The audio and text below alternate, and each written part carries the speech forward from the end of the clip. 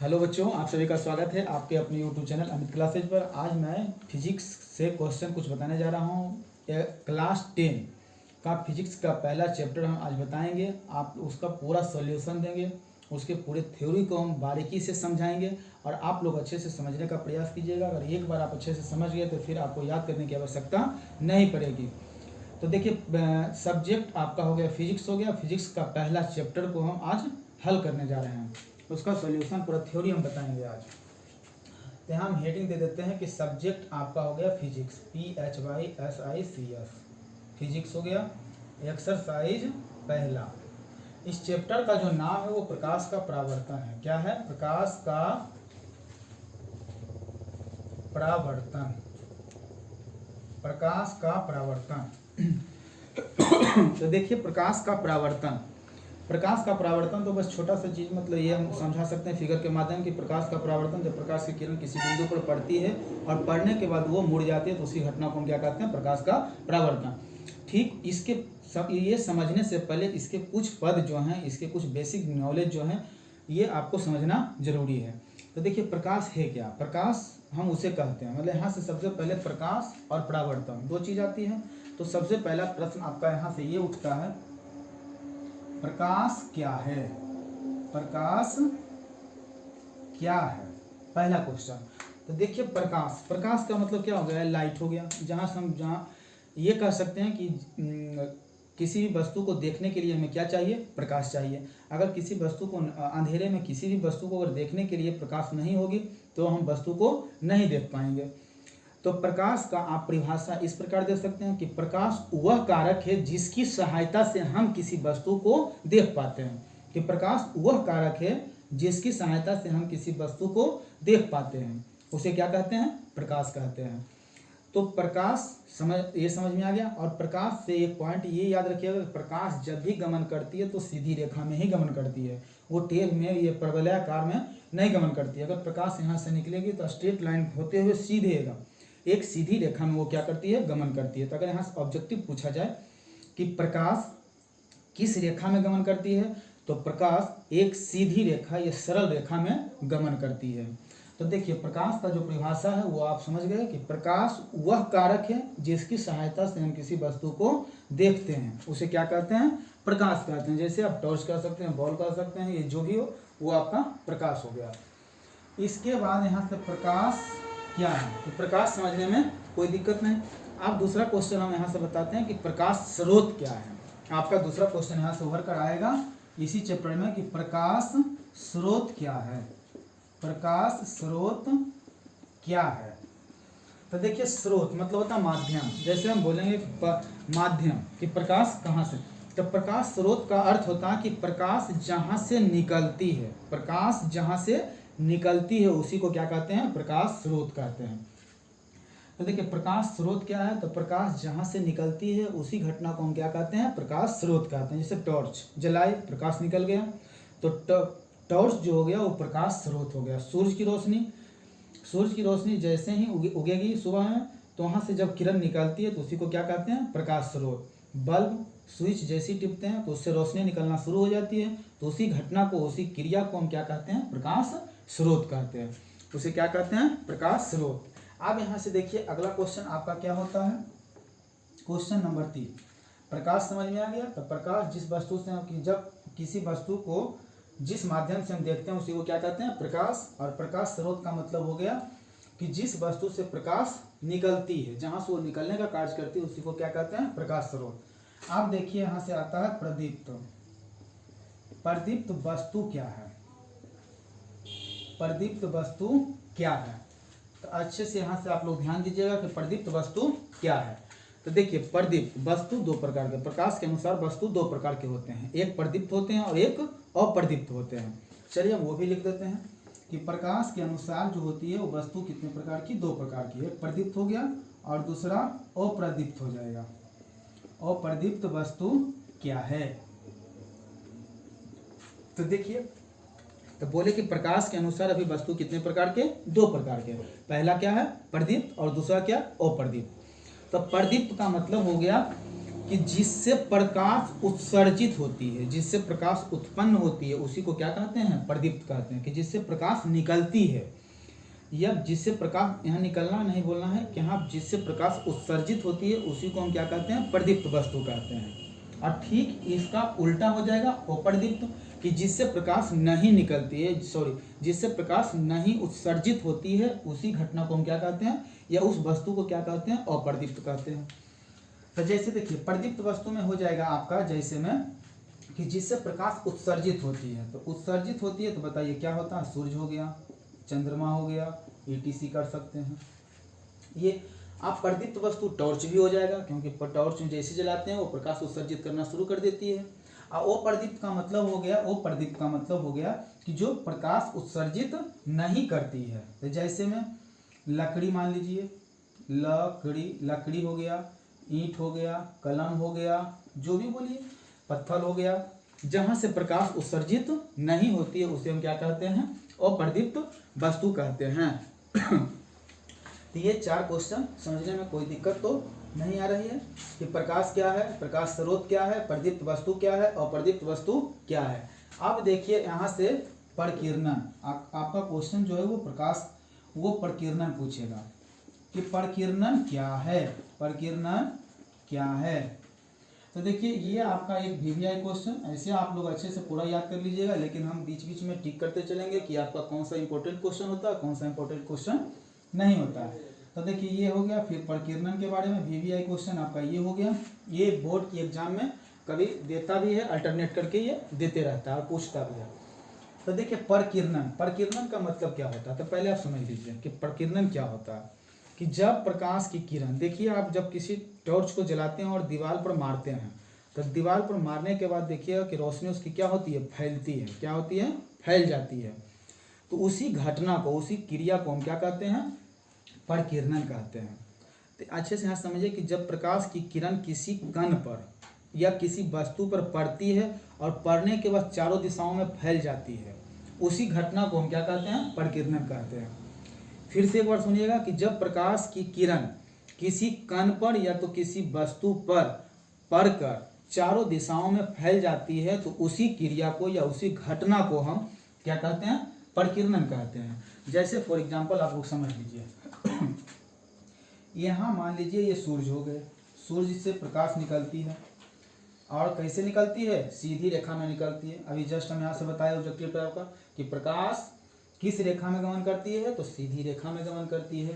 तो मान लीजिए कि यहाँ पर एक आपका कण निकला, और कण निकलने के बाद ये क्या होता है? चारों दिशाओं में आपका ये फैल जाता है। ये आर पार नहीं हो पाती है कण से, क्योंकि वो पारदर्शी होती है, वो भी हम आगे समझाएंगे। तो जब सूर्य की किरण या कोई भी प्रकाश की किरण किसी कण पर टकराती है और टकराने के बाद वो अपने दिशा बदल लेती है, चारों दिशाओं में फैल जाती है, तो उसी घटना को हम क्या कहते हैं? प्रकाश का प्रकीर्णन कहते हैं। यहाँ से प्रकाश का प्रकीर्णन कहते हैं। तो ये समझने में कोई दिक्कत तो नहीं। अब आइए यहाँ से प्रकाश का किरण पुंज, क्या? प्रकाश का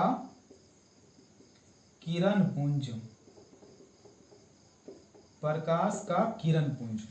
तो देखिए ये भी आपका VVI ही क्वेश्चन है कि प्रकाश का किरण पुंज किसे कहते हैं?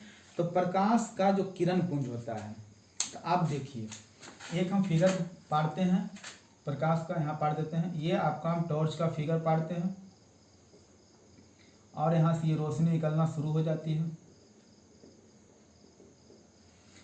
तो देखिए ग्रुप में निकलती है। क्या निकलती है? इसे हम कह सकते हैं, ये ग्रुप या झुंड बोल सकते हैं कि लाइट ऑफ ग्रुप, मतलब प्रकाश का झुंड, प्रकाश का समूह जिसको हम बोलते हैं, कलेक्टिव नाउन की तरह हो जाएगा। तो प्रकाश का किरण पुंज, कि जहाँ से प्रकाश के किरणों का झुंड निकलता हो, प्रकाश के किरणों का समूह निकलती हो, उसे क्या कहते हैं? प्रकाश का किरण पुंज कहते हैं। उसे क्या कहते हैं? प्रकाश का किरण पुंज। जैसे आप मान लीजिए टॉर्च जलाए, टॉर्च जलाने के बाद जो ये समूह निकलती है, प्रकाश निकलती है, तो प्रकाश का ये झुंड निकलती है। तो इसी झुंड को जब ये साथ साथ निकलती है, तो उसी क्रिया को या उसी घटना को हम क्या कहते हैं? प्रकाश का किरण पुंज कहते हैं। क्या कहते हैं? प्रकाश का किरण पुंज। अब यहाँ से देखिए कि प्रकाश के किरण पुंज को 3 भागों में बांटा गया। कितने भागों में बांटा गया है? 3 भागों में बांटा गया है। प्रकाश के किरण पुंज को कितने भागों में? 3 भागों में। अब इसे हम इस तरह से लिख देते हैं। पहला में आपका है अपसारी किरण पुंज, अपसारी किरण पुंज। दूसरा में आपका समांतर किरण पुंज, समांतर किरण पुंज।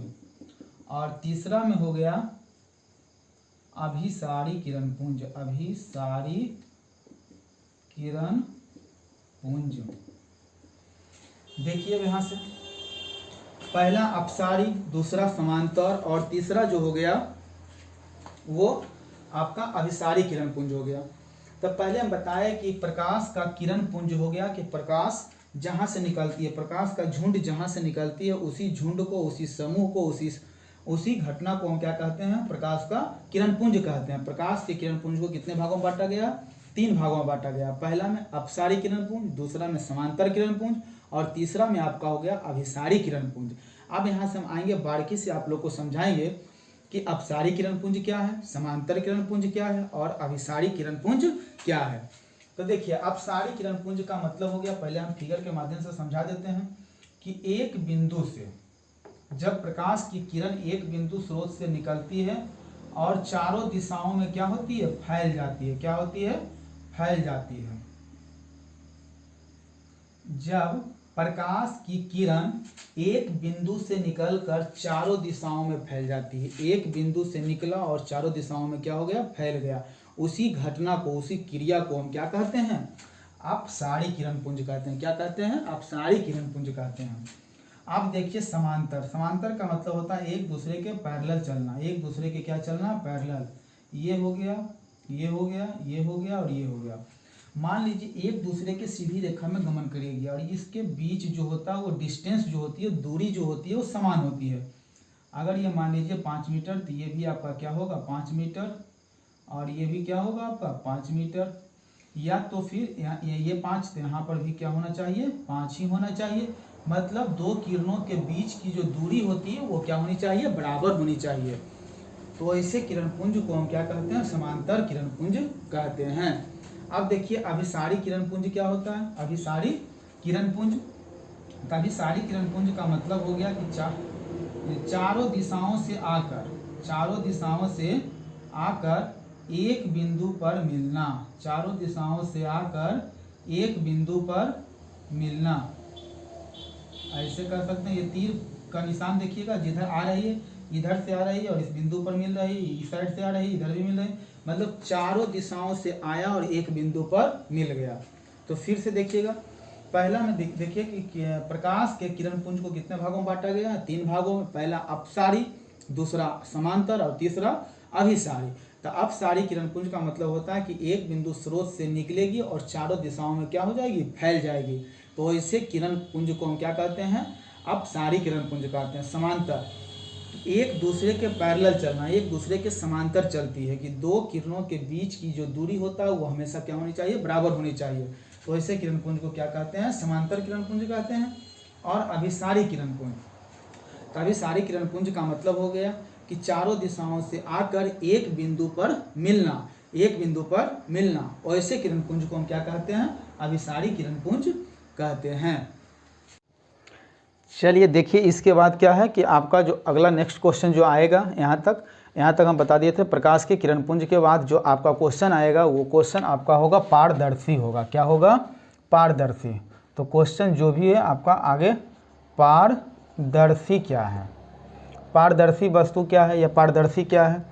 तो पारदर्शी का मतलब होता है, देखिएगा यहाँ से, पारदर्शी आर पार हो जाना।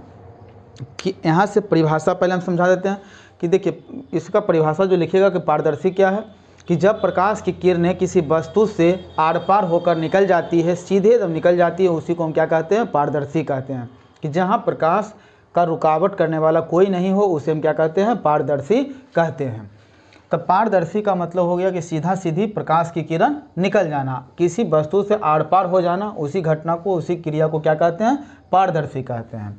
अब इसमें देखिए कि दूसरा में पारभासी होता है, पारभासी।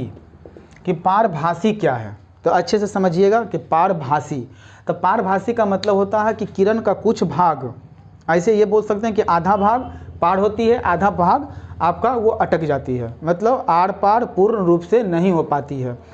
कि प्रकाश की किरण कि जब प्रकाश की किरण किसी वस्तु से आधा पार निकल जाती है और आधा इसी पार आपका रह जाती है, तो उस घटना को हम क्या कहते हैं? पारभासी कहते हैं।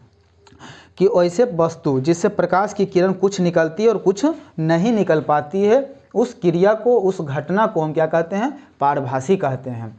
अब देखिए आगे क्वेश्चन नंबर 3, मतलब जो भी उसका आगे 7वां 8वां नंबर जो भी हो, ये पारदर्शी हो गया, पारभासी हो गया। अब आपका है ओ पारदर्शी। क्या है? ओ पारदर्शी। ओ पार मतलब पार नहीं होगा और नहीं होने देंगे हम। तो ऐसे वस्तु जिससे प्रकाश की किरण आर पार नहीं होती है, प्रकाश का एक भी कण आर पार नहीं होता है, ऐसे वस्तु को हम क्या कहते हैं? अपारदर्शी। जैसे मान लीजिए कि प्रकाश की किरण उधर से जला रहा है, इधर से हम रख दिए ईंट, तो बताइए आर पार होगा? दीवार के आर पार होगा? कोई बहुत बड़ा पटरा रख दिए या कोई बहुत बड़ा हम ऐसे पदार्थ रख दिए जहाँ से कि प्रकाश की किरण आर पार नहीं होती है, चट्टान हो गया, ईंट हो गया, दीवार हो गया, बड़े बड़े आपका जो भी चीज़ हो या लकड़ी हो जाएगा, उससे प्रकाश की किरण आपका आर पार नहीं होता है, तो उसे क्या कहते हैं? अपारदर्शी। तो फिर से हम देखिए, पारदर्शी ऐसे वस्तु जिससे प्रकाश की किरण आसानी से आर पार हो जाती है, उसी घटना को हम कहते हैं पारदर्शी। अपारभासी कि ऐसे वस्तु जिससे प्रकाश की किरण का कुछ भाग पार हो जाए, कुछ भाग आपका इसी पार रह जाए, कुछ आधा पार होती है और आधा पार नहीं होती है, तो उस घटना को हम क्या कहते हैं? पारभासी। अपारदर्शी कि ऐसे वस्तु जिससे प्रकाश का एक भी कण पार नहीं हो पाती है, तो ऐसे वस्तु को या ऐसे पदार्थ को हम क्या कहते हैं? अपारदर्शी कहते हैं। इसके बाद देखिएगा आगे जो है वो प्रकाश का परावर्तन है। क्या है? प्रकाश का परावर्तन। अगला क्वेश्चन जो है प्रकाश का परावर्तन, जो ये आपका चैप्टर का नाम है, प्रकाश का परावर्तन। अच्छे से समझिएगा, फिगर के माध्यम से आप लोग समझ जाइएगा। और ये आपका जो है VVI क्वेश्चन है, ये एग्जाम में देता है कि प्रकाश का परावर्तन क्या है? प्रकाश का परावर्तन, तो देखिए प्रकाश की किरण जब किसी वस्तु पर आती है और वस्तु पर आने के बाद जब वो टकराकर किसी अन्य दिशा में चली जाती है, तो उसी घटना को हम प्रकाश का परावर्तन कहते हैं। फिर से सुनिएगा कि प्रकाश का परावर्तन क्या है? कि जब कोई वस्तु जब प्रकाश की किरण किसी वस्तु पर आकर पड़ती है और वस्तु पर पड़ने के बाद वो जब टकराकर दूसरी दिशा में मुड़ जाती है, तो उसी घटना को हम क्या कहते हैं? प्रकाश का परावर्तन कहते हैं। तो इसको हम फिगर के माध्यम से आप लोग को समझाते हैं। ये देखिए, ये आपकी कोई सतह हो गई, इसका नाम सतह दे दीजिएगा। और सतह का ये हो गया, यहाँ से प्रकाश निकल रही है और प्रकाश यहाँ से पड़ रही है, तो ये प्रकाश आ रही है। और ये प्रकाश जब आ रही है तो इस बिंदु पर, इस सतह पर टकराएगी और टकराने के बाद ठीक कहीं किसी न किसी ओर मुड़ जाएगी। तो इसी घटना को हम कहते हैं प्रकाश का परावर्तन कहते हैं। क्या कहते हैं? प्रकाश का परावर्तन कहते हैं। तो प्रकाश का परावर्तन समझ में आ गया कि प्रकाश का परावर्तन क्या है? कि जब प्रकाश की किरण किसी बिंदु से निकलती है और निकलने के बाद किसी वस्तु से टकराती है या किसी सतह पर टकराती है, और टकराने के बाद जब वो दूसरी दिशाओं में लौट जाती है, मुड़ जाती है, तो उस घटना को हम क्या कहते हैं? प्रकाश का परावर्तन कहते हैं। अब यहाँ से देखिएगा कि प्रकाश के परावर्तन के कितने नियम ऑब्जेक्टिव में आपका पूछता है कि प्रकाश के परावर्तन के कितने नियम हैं? तो 2 नियम हैं। कितने नियम हैं? तो 2 नियम। कि प्रकाश के परावर्तन के कितने नियम? तो 2 नियम। तो प्रकाश के परावर्तन के 2 नियम। अब यहाँ से देखिएगा कि प्रकाश के परावर्तन के दोनों नियम को हम एक्सप्लेन कर रहे हैं कि प्रकाश का परावर्तन का कितने नियम? तो 2 नियम। तो दोनों नियम क्या कहता है? तो देखिए पहला नियम जो आपका है, पहला नियम, फर्स्ट नियम, कि जब प्रकाश की किरण जब आती है तो वो मुड़ती है, तो आने वाले को हम आपतित किरण कहते हैं, वो भी हम आगे बताएंगे। आपतित किरण, इसे परावर्तित किरण कहते हैं।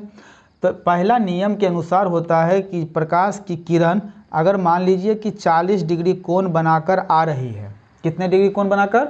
40 डिग्री कोण बनाकर आ रही है, तो ये आपका 40 डिग्री कोण बनाकर परावर्तित हो जाएगी, मतलब लौट जाएगी। अगर ये आपका 50 डिग्री कोण बनाकर आ रही है, तो इधर भी ये 50 डिग्री कोण बनाकर ही लौटेगी। तो पहला नियम आपका यही कहता है कि प्रकाश के परावर्तन का, जब पहला नियम आपसे पूछे कि प्रकाश का परावर्तन प्रकाश के परावर्तन का पहला नियम क्या है? तो इसमें बोलना है कि प्रकाश के परावर्तन के पहले नियम के अनुसार ये आपतित किरण, परावर्तित किरण और इस पर एक लंब खींचा जाता है। क्या खींचा जाता है? लंब। लंब मतलब 90 डिग्री का कोण बनाकर वो सतह पर पड़ती है, उसी को हम बोलते हैं लंब बोलते हैं। तो पहला नियम के अनुसार हो गया कि आपतित किरण और ये परावर्तित किरण और लंब ये अभिलंब जिस बिंदु पर एक ही बिंदु पर खींचे जाते हैं। फिर से देखिएगा कि आपतित किरण, परावर्तित किरण और इस बिंदु मतलब इस सतह पर जो खींचा गया अभिलंब होता है, ये तीनों एक ही बिंदु पर स्थित होते हैं। क्या होते हैं? एक ही बिंदु पर स्थित होते हैं। आपतित किरण, परावर्तित किरण, अभिलंब जो होता है वो कितने बिंदु पर? एक ही बिंदु पर स्थित होते हैं। वो आपका पहला नियम हो गया। क्या हो गया? वो पहला नियम। आप यहाँ से देखिए कि दूसरा नियम क्या कहता है। इसमें हो गया ये आपतित किरण, लिख देते हैं, थोड़ा सा नोट कर लीजिएगा आप लोग कि आपतित किरण, परावर्तित किरण,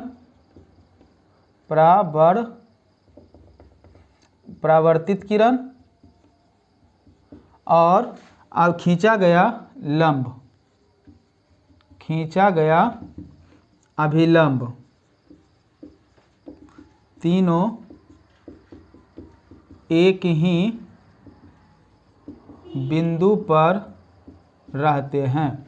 तो देखिए यहाँ से बस ये याद रखना है कि आपतित किरण, परावर्तित किरण और उस पर खींचा गया लंब तीनों एक ही बिंदु पर स्थित रहते हैं।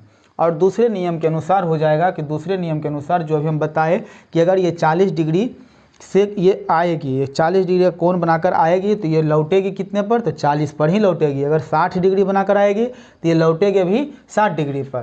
तो इस कोण को, आपतित किरण को हम आई से सूचित करते हैं। आपतित किरण को किससे सूचित करते हैं? आई से। और परावर्तित किरण को आर से।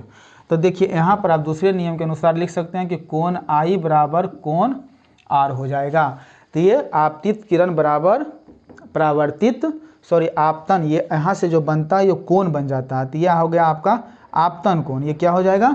आपतन कोण। आपतन कोण को आई से और परावर्तन कोण को क्या चीज़ से करते हैं? आर से करते हैं। तो ये आपतन कोण हो जाएगा यहाँ पर जो बनेगा, और ये यहाँ से जो गया ये आपका परावर्तन कोण। तो आपतन कोण बराबर क्या हो जाएगा? परावर्तन कोण हो जाएगा। तो ये आपका प्रकाश के परावर्तन के दो नियम, ये इसी प्रकार आप लोग लिखिएगा। ये एग्जाम में ज़्यादा इम्पोर्टेंट होता है और ये बार बार देता भी है। तो देखिए पहला क्या हुआ? आपतित किरण, परावर्तित किरण और उस पर खींचा गया अभिलंब तीनों एक ही बिंदु पर होते हैं, एक ही समतल पर होते हैं।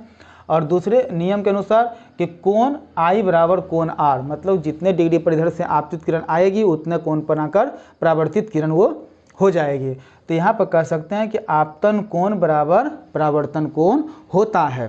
तो ये हो गया यहाँ से। अब यहाँ से देखिए एक चीज़ हम और बता देते हैं। समतल दर्पण, एक समतल दर्पण, समतल सतह हो जाता है समतल दर्पण। समतल दर्पण वाले आप क्वेश्चन याद रखिएगा कि सर यहाँ से क्वेश्चन ये इस प्रकार देता है कि समतल दर्पण जब आपका रहता है समतल दर्पण, तो समतल दर्पण पर खींचा गया जो समतल दर्पण पर जब प्रकाश की किरण लंबवत पड़ती है तो वो लौट कर किस दिशा की ओर जाएगी। तो जैसे अब देखिए फिगर के माध्यम से हम पहले बताते हैं। ये मान लीजिए आपका समतल दर्पण है, नीचे हम लिख देते हैं समतल दर्पण। दर्पण ये क्या हो गया? आपका समतल दर्पण हो गया। चलिए समतल दर्पण हो गया। इस पर 90 डिग्री का कोण बनाकर ये क्वेश्चन देता है कि समतल दर्पण पर जब प्रकाश की किरण लंबवत पड़ती है, क्या पड़ती है? लंबवत पड़ती है। लंबवत का मतलब हो गया 90 डिग्री, 90 डिग्री का कोण बनाकर वो पड़ती है। तो जब समतल दर्पण पर प्रकाश की किरण लंबवत पड़ती है, 90 डिग्री का कोण बनाकर जब पड़ती है तो वो परावर्तित होकर किस दिशा की ओर मुड़ेगी? तो देखिए जब ये प्रकाश की किरण ऐसे आया तो समतल दर्पण पर जैसे पड़ती है, जिस रास्ते से आती है ठीक उसी रास्ते से वो वापस मुड़ जाती है। तो यहाँ से याद रखिएगा कि समतल दर्पण पर पड़ने वाली प्रकाश की किरण जब लंबवत आती है तो वो जिस दिशा से आती है, जिस पथ से आती है, ठीक परावर्तन उसी पथ में हो जाती है, उसी दिशा की ओर वापस मुड़ जाती है। तो ये भी आपका VVI क्वेश्चन जो है वो बोर्ड के एग्ज़ाम से भी आई हैं, तो इसे अच्छे से समझिएगा। तो चलिए एक बार फिर से हम दोहरा देते हैं। पारदर्शी क्या है? तो पारदर्शी का मतलब जिस वस्तु से प्रकाश की किरण आर पार हो जाती है उसे क्या कहते हैं? पारदर्शी। पारभासी कि जिस वस्तु से प्रकाश की किरण का कुछ भाग पार होती है कुछ भाग नहीं पार होती है उसे हम क्या कहते हैं? पारभासी। और अपारदर्शी, अपारदर्शी का मतलब होता है कि जिससे प्रकाश के किरण का कुछ भी कण आर पार नहीं होता है उसे हम क्या कहते हैं? अपारदर्शी कहते हैं। उसके बाद प्रकाश का परावर्तन हो गया कि प्रकाश का परावर्तन का मतलब होता है कि जब प्रकाश की किरण किसी वस्तु पर, किसी सतह पर या किसी कण पर पड़ती है और पड़ने के बाद वापस मुड़ जाती है तो उस घटना को हम प्रकाश का परावर्तन कहते हैं। प्रकाश के परावर्तन के कितने नियम? तो 2 नियम ऑब्जेक्टिव में देता भी है कि प्रकाश के परावर्तन के कितने नियम हैं? तो 2 नियम हैं। अब दोनों नियम में हम बताए थे कि आपतित किरण, परावर्तित किरण और उस पर खींचा गया अभिलंब तीनों एक ही सतह पर, तीनों एक ही बिंदु पर स्थित होते हैं। और दूसरे नियम के अनुसार आपतन कोण का मान परावर्तन कोण के मान के बराबर होता है, इसीलिए लिख दिया यहाँ पर कोण आई बराबर कोण आर। ठीक, उसके बाद समतल दर्पण से रिलेटेड क्वेश्चन रहता है कि समतल दर्पण पर खींचा गया अभिलंब, ऐसे समतल दर्पण पर जब प्रकाश की किरण पड़ती है तो वो पड़ने के बाद किस दिशा की ओर वापस मुड़ेगी? तो जिस रास्ते से वो आया ठीक उसी रास्ते से वो वापस मुड़ जाती है।